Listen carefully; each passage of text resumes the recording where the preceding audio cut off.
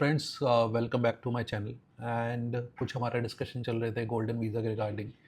आज मैं एक प्रॉपर्टी टूर पे गया हुआ था, तो क्लाइंट से डिस्कशन चल रहा था रिगार्डिंग गोल्डन वीज़ा और क्या बेनिफिट्स हैं गोल्डन वीज़ा के लिए। तो एक काफ़ी अच्छा डिस्कशन हुआ हमारा रिगार्डिंग गोल्डन वीज़ा। तो मैंने सोचा कि क्यों ना हम एक वीडियो बना लें इसके इसके रिगार्डिंग, जिससे कि आपकी भी हेल्प हो जाए to understand the golden visa and क्या इसके प्रोज हैं और कितना ये बेनिफिशियल रहने वाला है आपके लिए। तो आज उसके बारे में ही डिस्कशन करेंगे हम सारा। इनफैक्ट एक क्लाइंट ने इसलिए ही केवल प्रॉपर्टी ली, उसे गोल्डन वीज़ा के लिए अपनी कैपिटल कंप्लीट करनी थी 2 मिलियन दिरहम की। तो उसकी कुछ प्रॉपर्टी अराउंड 1.8 के करीबन की बैटरी थी। अ, उसके दो प्रॉपर्टी थी, तो थर्ड प्रॉपर्टी उसे केवल गोल्डन वीज़ा के लिए लेनी पड़ी और कुल मिला के फिर उसका 2 मिलियन कंप्लीट हो पाया। तो गोल्डन वीज़ा के लिए आप मल्टीपल प्रॉपर्टीज़ भी ले सकते हैं। ऐसा नहीं है कि आपको सिंगल ही प्रॉपर्टी लेनी है। आप ऑफ प्लान और रेडी प्रॉपर्टी में कुछ भी ले सकते हैं, कुछ इशू नहीं होता उसके अंदर। तो जैसे ही उसने 2 मिलियन दिरहम का एक थ्रेशोल्ड क्रॉस किया, तो उसकी फैमिली एलिजिबल हो गई फॉर दी 10 ईयर वीज़ा। तो आज उसके रिगार्डिंग ही हम बात करते हैं, गोल्डन वीज़ा के रिगार्डिंग, कि क्या बेनिफिट्स रहते हैं, क्यों क्यों ये किसी को लेना चाहिए और क्या कितनी फ़ीस आती है और क्या एलिजिबिलिटीज़ बैठती हैं इसके रिगार्डिंग। तो आज एक डिटेल डिस्कशन करेंगे इसके रिगार्डिंग और चलिए स्टार्ट करते हैं हम। सबसे पहले आज हम बात करेंगे कि गोल्डन वीज़ा क्या है। गोल्डन वीज़ा बेसिकली आप केवल 2 मिलियन दिरहम की इन्वेस्टमेंट से ही स्टार्ट नहीं कर सकते। There are other ways as well, लेकिन सबसे फेवरेट सब लोगों का यही है कि 2 मिलियन दिरहम की इन्वेस्टमेंट करो तो आपके लिए एक ईजी हो जाता है कि आप इजीली एक गोल्डन वीज़ा ले सकते हैं। तो इसके बेनिफिट्स मैं बता दूं आपको कि क्या रहते हैं। जैसे आपको लॉन्ग टर्म रेजिडेंसी मिल जाती है यूएई के अंदर, प्लस आपके लिए अकाउंट्स ओपन करने में इजी रहता है, बिज़नेस ओपन करने में भी आपको बहुत सहूलियतें मिलती हैं इसके अंदर, और वीज़ा रिन्यूअल का भी कोई टेंशन नहीं रहता आपको कि आपको बार बार एग्ज़िट करना है हर 6 मंथ्स में। तो ऐसा इसके अंदर कुछ नहीं है कि आपको हर 6 मंथ्स में एग्ज़िट करना है। तो आप चाहें यूएई में रहें या बाहर रहें फॉर अ लॉन्ग टर्म, आपका गोल्डन वीज़ा 10 ईयर्स के लिए एक लॉन्ग टर्म रहता है। तो इसमें कोई भी आपको अड़चन नहीं आती कि आपको 6 मंथ्स के अंदर आना ही आना है वापस।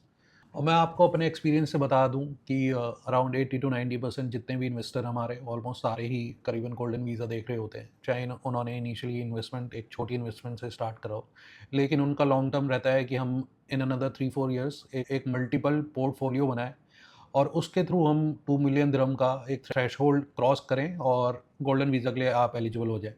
तो आप मल्टीपल रेजिडेंसी भी आप रख सकते हैं। जैसा कि आप इसमें बेनिफिट क्या होता है, आप तो खुद ही एलिजिबल होते हैं, देन आपकी फैमिली भी एलिजिबल हो जाती है। उसमें आप अपने पार्टनर, आपके किड्स हो गए, आपके पेरेंट्स हो गए, आप उन्हें स्पॉन्सर कर सकते हैं फॉर 10 ईयर्स। एंड आपके जो भी हेल्पर्स हैं, मेट्स हैं, उन्हें भी आप स्पॉन्सर कर सकते हैं इसके अंदर।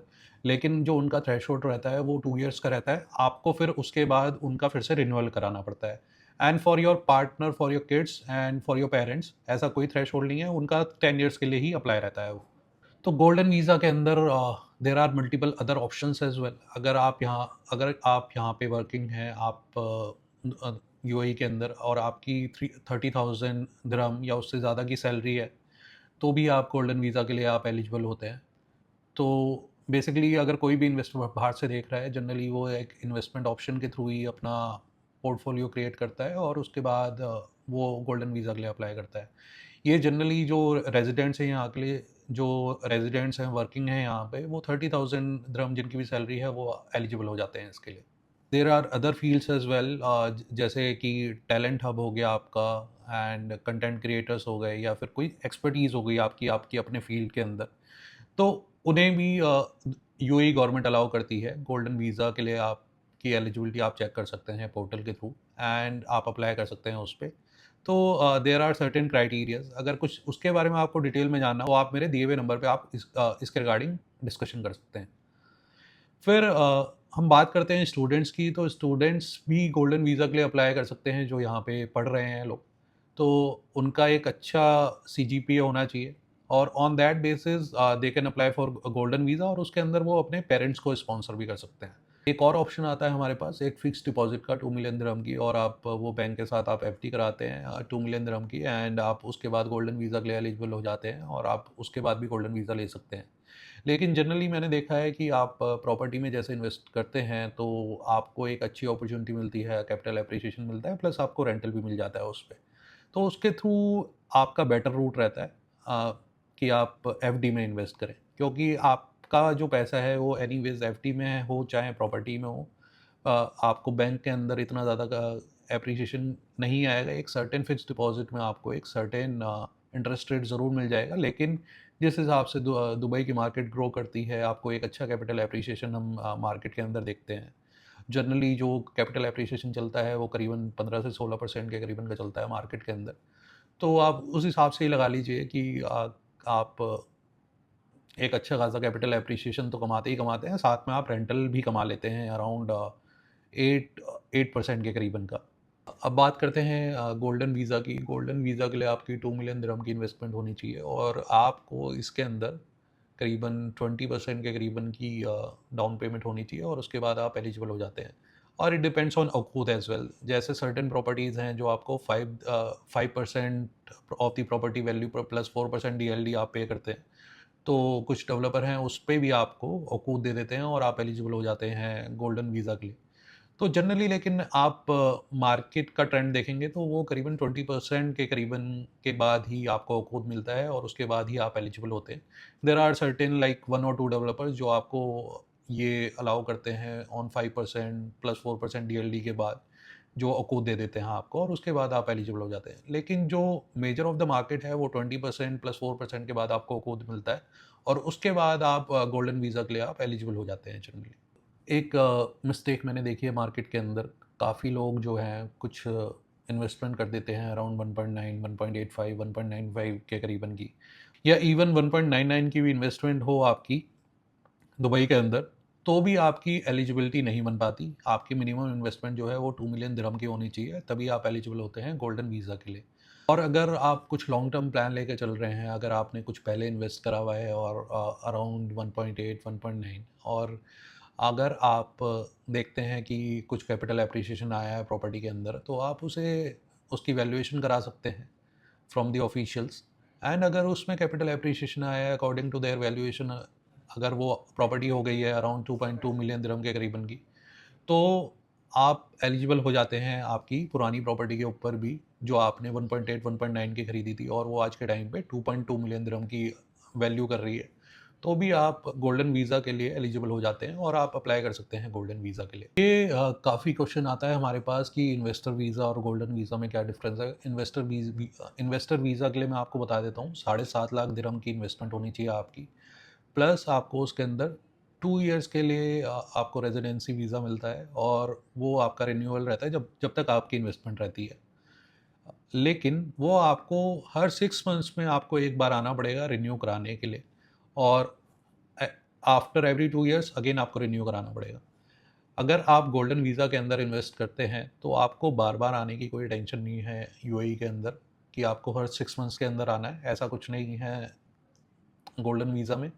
और आपकी जो रेजिडेंसी रहती है वो 10 इयर्स की रहती है, और जब तक आपकी इन्वेस्टमेंट है यहाँ पे यूएई के अंदर, आप उसे रिन्यू करा सकते हैं। अगर आप भी कुछ लॉन्ग टर्म प्लान कर रहे हैं तो आप जनरली ग्रो करते हैं अपना पोर्टफोलियो, आप चाहें तो स्टार्ट कर सकते हैं बाय इन्वेस्टिंग 7.5 लाख दिरहम, और स्लोली एंड ग्रेजुअली आप पोर्टफोलियो बिल्ड कर सकते हैं, और उसे अपने पोर्टफोलियो को इन अनदर 3-4 ईयर्स आप लेके जा सकते हैं 2 मिलियन दिरहम ईजिली।